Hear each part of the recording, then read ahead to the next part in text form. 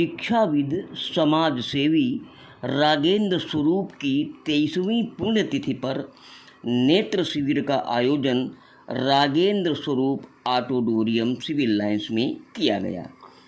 प्रातः आवास पर हवन पूजन के साथ शुरू हुआ नेत्र शिविर।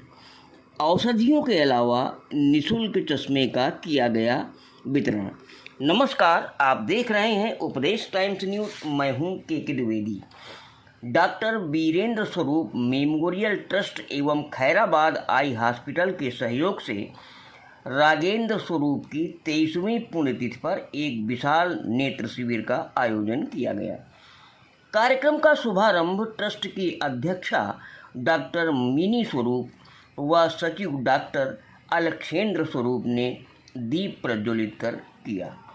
कार्यक्रम में प्रमुख रूप से ट्रस्टी नेहा स्वरूप, आकांक्षा स्वरूप, आर्येंद्र स्वरूप, शौर्येंद्र स्वरूप, निर्देशिका गौरी सिंह गौर, प्रधानाचार्य निर्मला जोसेफ, अंजलि वाजपेयी, पूर्णिमा दास, जे.के. शर्मा, ज्योति सिराजी, सोनम माहेश्वरी, मोहित, प्रखर, प्रदीप, श्रुति, अलका, रविंद्र, विकास भल्ला, शिवम, देशराज साहू सहित गणमान्य व्यक्ति उपस्थित रहे।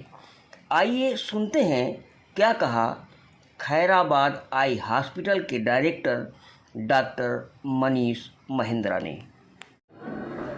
हाँ, मैं doctor Manish Mahindra, director Khairabad eye hospital and Mahindra I institute से।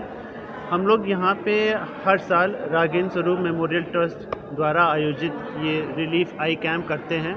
ये हर वर्ष होता है और ये बहुत अच्छी तरीके से ऑर्गेनाइज़ किया जाता है। आप जैसा यहाँ देख ही रहे हैं, एक इंडोर चैम्बर में एयर कंडीशन वे में हम लोग सब मरीजों को देख रहे हैं। यहाँ पे हम लोग ने अभी तक करीब 230 मरीज देख चुके हैं, जिसमें से करीब 115 लोगों को हम लोगों ने चश्मा दिया है। चश्मे भी हमारे यहाँ से ये फ्री में दिए जा रहे हैं इन पेशेंट्स को। करीब हम लोग ने 11 पेशेंट्स कैटरैक्ट यानी कि मोतियाबिंद के लिए चुने हैं। उनको हम अपने हॉस्पिटल में ले जाके उनको ऑपरेट किया जाएगा। उसके अलावा और तरह के जो आँख से संबंधित और चीज़ें हैं, जैसे सबल बाई रेटिना में यानी आँख के पर्दे में डायबिटीज़ के कारण जो कमियां हो जाती है, उन सब चीज़ों का एग्जामिनेशन किया जा रहा है। जिन लोगों को यहाँ पे हम लोग दवाइयाँ द्वारा ट्रीट कर सकते हैं वो कर रहे हैं, और बाकी लोगों को हम लोग हॉस्पिटल बुला के वहाँ पे हम उन लोगों का इलाज करेंगे। डॉक्टर साहब, अंधता एक बड़ा विषय है और छोटे बच्चों में दृष्टि दोष बहुत देखा जा रहा है। क्या वजह है और क्या करना चाहिए?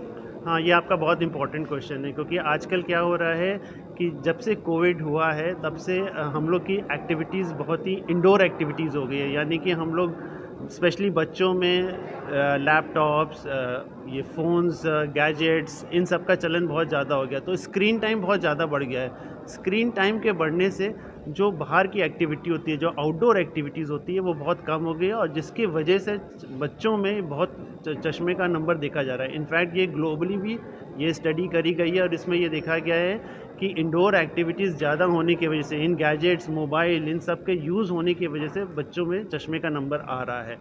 तो यहाँ मैं ये कहना चाहूँगा कि पेरेंट्स को अपने बच्चों को ये मोबाइल्स और लैपटॉप्स वगैरह का यूसेज बहुत ही मिनिमम कर देना चाहिए, और उनको आउटडोर एक्टिविटीज़ यानी बाहर के स्पोर्ट्स वगैरह में उनको वो बोलना चाहिए कि वो एक्टिविटीज़ करें। अच्छा, ये मोतियाबिंद जो होता है इसकी कोई एज है कि किस एज के बाद होता है या किन किन कारणों से होता है, क्या वजह होती है? नॉर्मली मोतियाबिंद एज रिलेटेड प्रॉब्लम है, यानी कि जब आपकी एक उम्र आ जाएगी, जैसे आप एज हो जाएगी, तो मोतियाबिंद जो होता है जो हमारा भगवान ने एक लेंस बनाया है जो पारदर्शी है। जब आपकी एक सर्टेन एज हो जाती है तो वो ओपेक हो जाता है, यानी कि हमको फिर दिखने में दिक्कत होने लगती है। नॉर्मली मोतियाबिंद एज रिलेटेड होता है, लेकिन अगर आपको डायबिटीज़ हो या अगर आपने कोई दवाइयाँ खाई हो जैसे कि स्टेरॉइड्स वगैरह, तो उन सब के चलन से मोतियाबिंद जल्दी भी हो सकता है, यानी अर्ली एज में भी देखा जाता है। इवन बच्चों में भी मोतियाबिंद पाया जाता है, वो बहुत रेयर कंडीशन में। तो ऐसे पेशेंट्स को हॉस्पिटल में दिखाना चाहिए, आँख के डॉक्टर को दिखाना चाहिए, और मोतियाबिंद को ऑपरेट करने के बाद उसमें लेंस प्रत्यारोपण होता है, जिसके वजह से आपकी विजन इम्प्रूव हो जाती है। सर, पहले बड़ी जटिल प्रक्रिया थी आँख के ऑपरेशन की, ये 7 से 8 दिन तक मरीज को हॉस्पिटल में रहना पड़ता था। इस समय क्या टेक्नोलॉजी है और क्या स्थिति है? इस समय तो अब चीज़ें बहुत बेटर हो गई हैं, जैसे कि टेक्नोलॉजी की वजह से काफ़ी चीज़ें एडवांस हो गई, मशीन्स आ गई हैं। तो अब ये सब कुछ नहीं होता है। अब जो है डे केयर सर्जरी हो गई, यानी कि आपको हॉस्पिटल में बुलाया जाएगा, आपको भर्ती भी नहीं करने की ज़रूरत है, ना कोई इंजेक्शंस लगते हैं। एनेस्थीसिया के ड्रॉप्स में ऑपरेशन हो जाता है और ऑपरेशन होने के बाद आपको नेक्स्ट डे से ही दिखने लग जाता है। बस प्रिकॉशंस ज़रूर लेना पड़ता है कि आप अपने आप को धूल वूल में एक्सपोज मत करिए, आँख में पानी नहीं जाना चाहिए।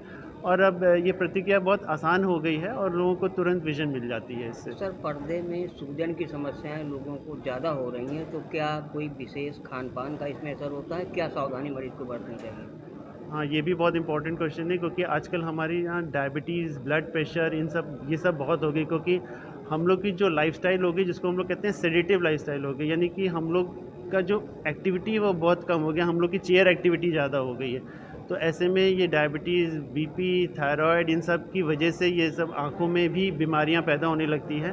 तो जिन पेशेंट्स को ये सब चीज़ें हैं, उनको भले आँख में प्रॉब्लम ना हो, लेकिन फिर भी अपना आँख का चेकअप ज़रूर कराते रहना चाहिए हर साल, ताकि अगर कोई भी प्रॉब्लम डिटेक्ट हो तो उसका इलाज होना चाहिए।